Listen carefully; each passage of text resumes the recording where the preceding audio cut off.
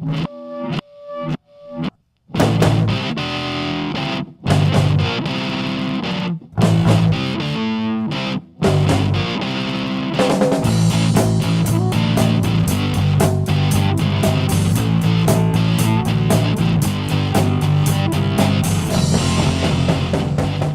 welcome to Trade Show Guy Monday Morning Coffee for October 23rd, 2017. I'm Tim Patterson, Trade Show Guy.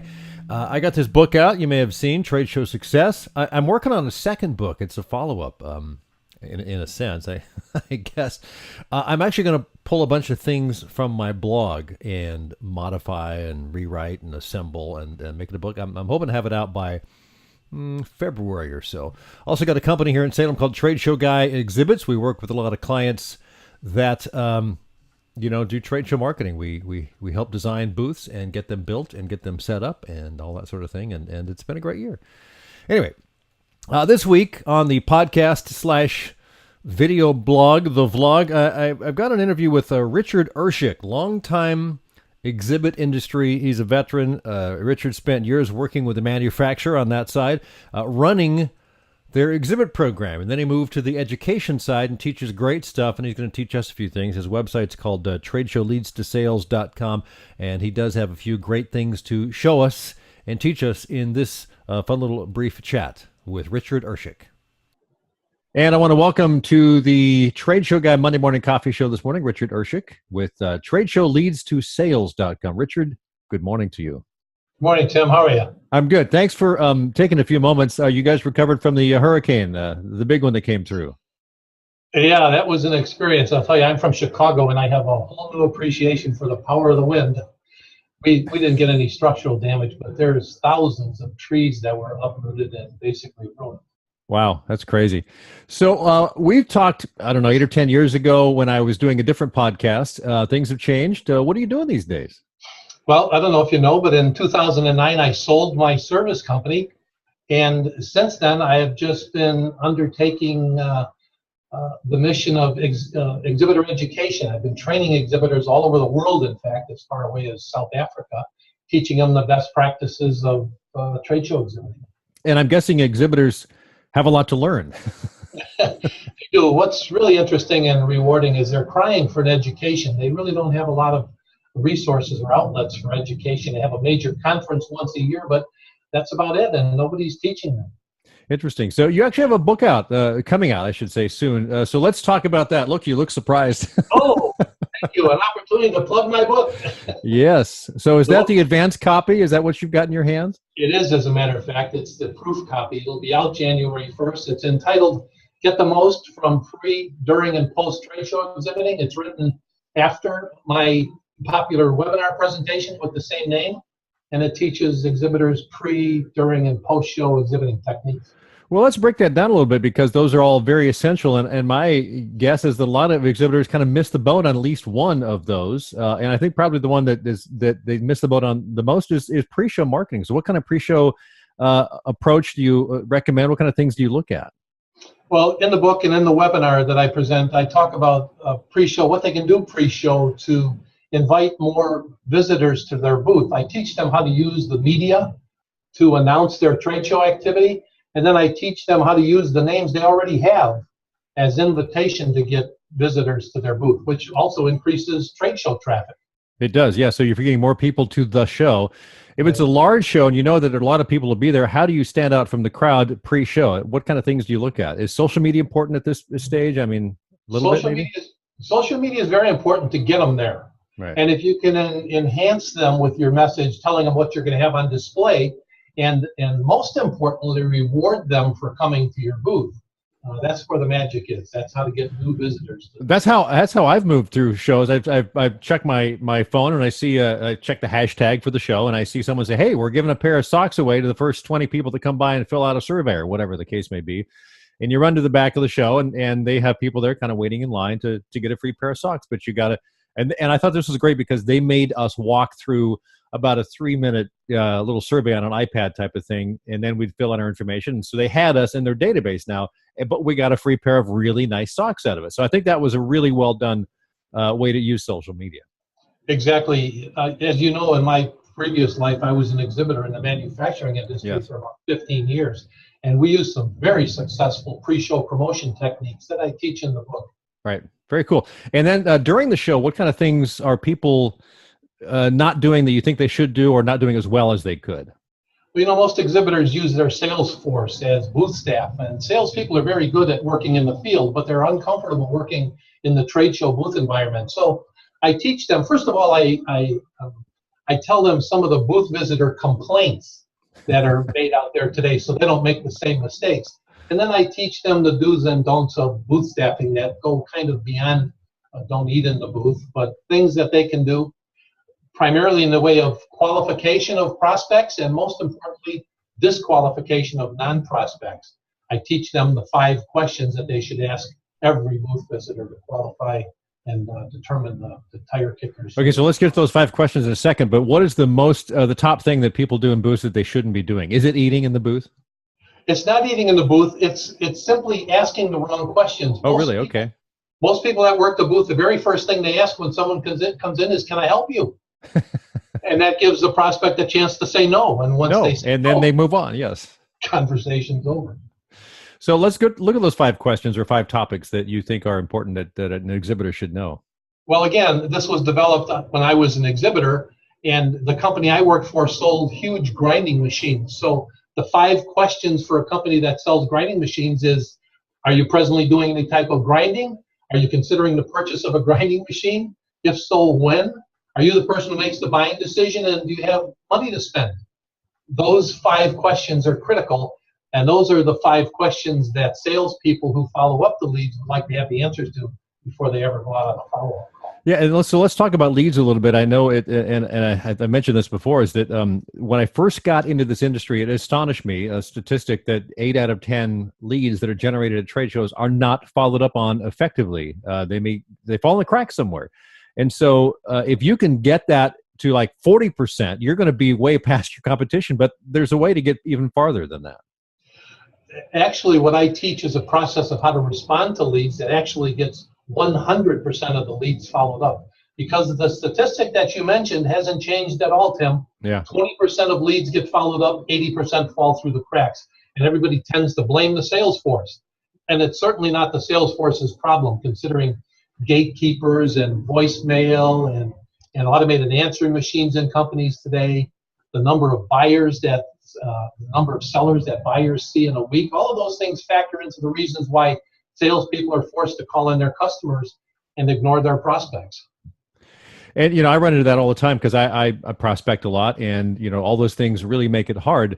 But I think one of the most important things that a sales crew needs to know is this a valid lead? If they get 20 leads in and the first 3 they call are like, call us in 6 months, they aren't graded, I guess, is a better way to look at them. So, that would have been those leads they should have called in 6 months and not a week out. So I think part of the challenge on the show floor is to go through those 5 questions that you mentioned, and then make sure that the hot ones are marked as such, and the cool ones are marked as such, and the warm ones are marked as such, and what the follow-up is, and as many details as possible, so that you, as a salesperson on the show floor, and the prospect know what that follow-up is going to be and when.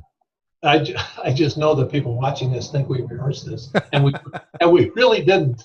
But you just hit a nerve with me, because actually, having processed over 1 million sales leads when I was in the service business, the lead management service business, we identified that there's about 6 to 11% of the leads that come out of a trade show that are worthy of the sales force's immediate follow-up attention.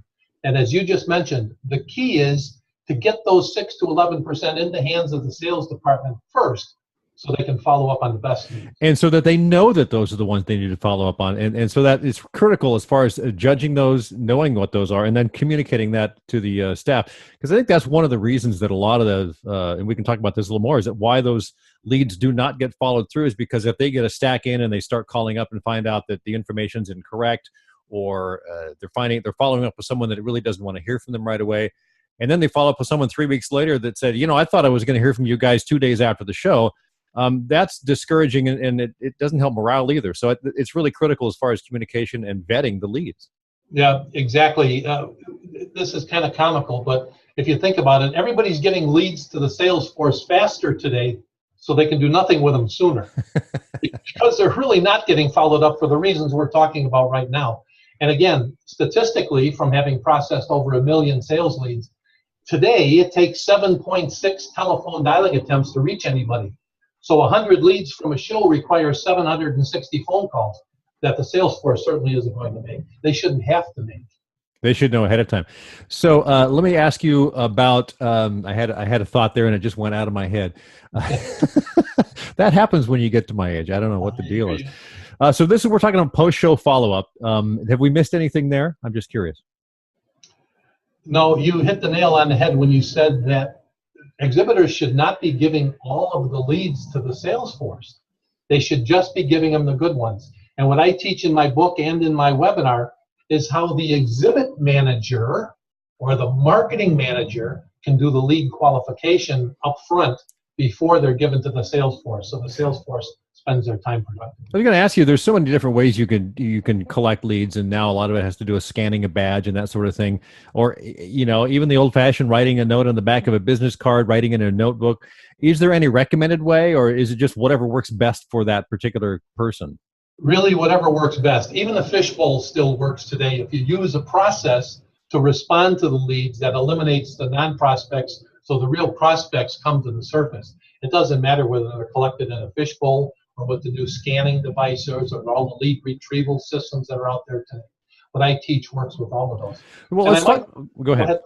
Well, I might point out here that I mentioned the word webinar a few times. Yeah. I don't offer my webinar directly to exhibitors. I offer my webinar through their trade show organizer. Uh-huh. I work with the trade show organizer who hires me to teach or to present the webinar to all of their exhibitors.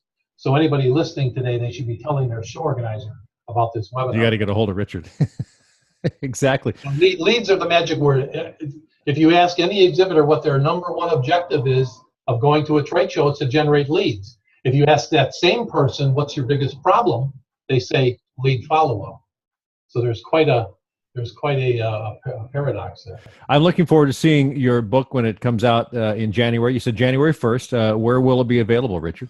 It'll be on Amazon.com in print and also in their Kindle version. I'll be selling them directly. You can get information off of my website, TradeshowLeads2Sales.com. All my contact information is there. If you want to pre-order a copy, or if you just want to give me your email address, I'll be glad to let you know when it is out in print. Richard, it's always a pleasure to talk to you, and it's fun to learn more about what you guys are doing over there at Trade Show Leads to Sales. And I'm looking forward to the book. So thank you again for spending time here on the Trade Show Guy Monday Morning Coffee. Thank you, Tim. Good to see you again. All right. And many thanks again to Richard Urshik for joining me on this week's Trade Show Guy Monday Morning Coffee. Trade Show tip of the week comes from a blog post I did a while back on TradeshowGuyBlog.com. It's called 7 Easy Ways to Update Your Trade Show Exhibit. So you got this exhibit, you want to update it, but you don't want to spend a ton of money, but you want to kind of refresh it. It's been out several times, and you know that if people come, they're going to see it for the third or fourth time, but you don't want to get a new one. And it doesn't make sense to get a new one at this point. So you got to do something to it. Here's some ways that you can refresh your exhibit. Depending on the size, some of these will apply and some will not. The first and most obvious thing, of course, is to change the graphics. You probably do this on a regular basis anyway, but you consider what you can do. Get a new graphic designer, get someone to refresh them, maybe add even some graphics that you don't normally have there. A lot of the new graphics that people are using today are backlit fabric graphics, light boxes basically, with the new LED lights and the quality that you can get on printing on fabric. You can really fresh up your exhibit quite easily with just adding some graphics. Add things to your exhibit such as iPad kiosks or banner stands or interactive elements that you did not previously have there. Of course, one of the challenges with doing that is how do you add to your booth without making it cluttered? I've seen, it's a fine line you kind of have to walk. I've seen some exhibits add things that makes it look cluttered. Other things that are added are very nice to be added. So you kind of have to weigh that as well. You can add things by renting furniture or charging tables. Maybe a table that's got your brand on it. It's got some LEDs around it, but you got charging ports in there for phones and tablets and things like that. Add a couple of rental chairs, and you get a nice little area that you can accommodate clients and prospects at. Add space. Let's say you get a 10 by 20. You can add to your exhibit by just, adding, say, 50% space. You upgrade to a 10 by 30. So you're spending a little more money there, but you don't necessarily add a lot to it. Maybe you just add the table and the rental chairs and things like that. So that gives you the 10 by 20 that you had with all your exhibit. Nothing changes there. You might update the graphics or something. And then you add a little space so that you've got a larger space. If you think you're crowded, that might be one way that you can add to your exhibit, change it up. If you're an island booth, you can always consider hanging a sign. Signs are great because you can see them from a long way off. People can see who you are from halfway across the hall. A couple other things. One other thing that I've seen a lot lately is custom flooring. Get your logo printed or some sort of element of your logo printed on the floor. It's very subtle. It's down at people's feet, but it's there and it helps brand it. If you stand back from the booth a little bit, you can see that very clearly, and it's a great way to help brand your booth. It looks great. They usually wear really well and last quite some time, and so that's one way to add. And really, custom printed flooring does not cost a whole lot, seriously. So, here's one more. Number 7, hire a pro. Even in a 10 by 10, the presence of a professional presenter can draw a crowd and really set you apart from competitors. In a larger space, having regular professional presentations is often a very good investment that more than pays for that investment without a single change to your booth other than making sure you have the space to handle the crowd. Now, if you're in a 10 by 10, there's ways to do this. You do smaller presentations and you do them more often, but you can certainly get a lot of action in a small 10 by 10 booth with a professional presenter. Finally, this week's one good thing, trying to figure out, and while I'm sitting there trying to figure this out, I realize I'm using this really kind of cool piece of software that's cleaning my Mac. Oddly enough, the name of the software is called Clean My Mac. I ran across this a few months ago, decided to try it out, ended up buying it, and I've used it to keep my MacBook Pro laptop, which is 6.5 years old, but in great shape. Cleans up all the extra files on the hard drive very easily, takes care of system junk, photo junk, helps find duplicate files, verifies and repairs external hard drives, uninstalls programs easily, and a whole lot more. I think it's a bargain, so if you have a Mac, you might check that out. It's called the Clean My Mac. So that does it for this week for Trade Show Guy Monday Morning Coffee.